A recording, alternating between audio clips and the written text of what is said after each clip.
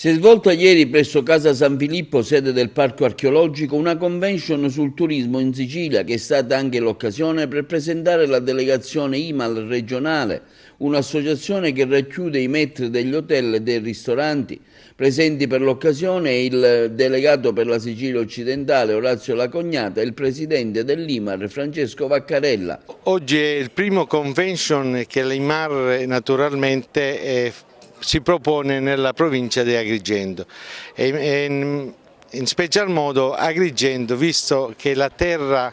che potrebbe avere migliaia e migliaia di turisti a vocazione turistica, abbiamo un'archeologia che ce la invidia tutto il mondo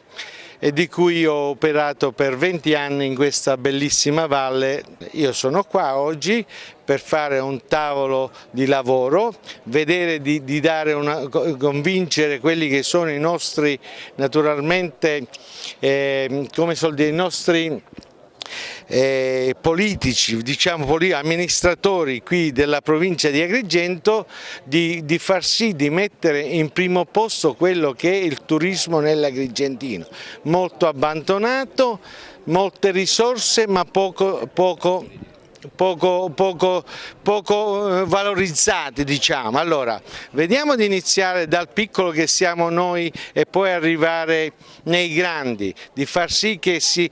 concretizzano le realtà. Io vado anche in giro per la Sicilia, vedo una città come Siracusa che il turismo è notte e giorno, viene qui ad Agrigento,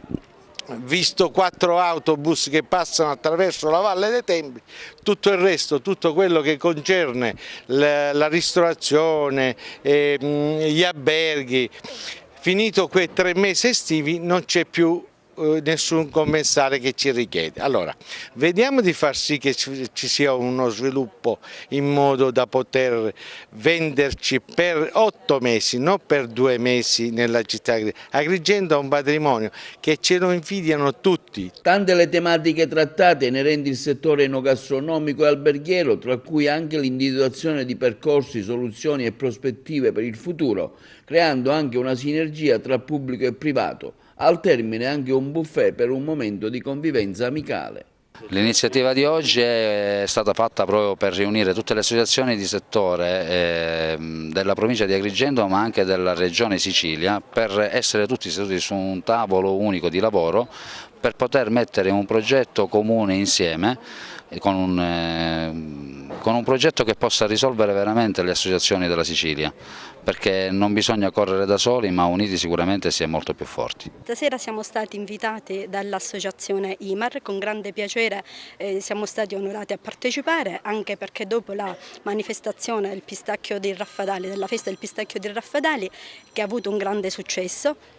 abbiamo di nuovo voluto approfittare per far degustare i nostri prodotti, soprattutto quelli al pistacchio ma anche tanti altri che noi proponiamo qui stasera. I nostri prodotti sono tutti a forma artigianale, tutti in maniera molto fatti con le eccellenze siciliane. Dalle farine ai pistacchi, mandorle e tutto ciò che noi elaboriamo artigianalmente in azienda viene realizzato in forma artigianale.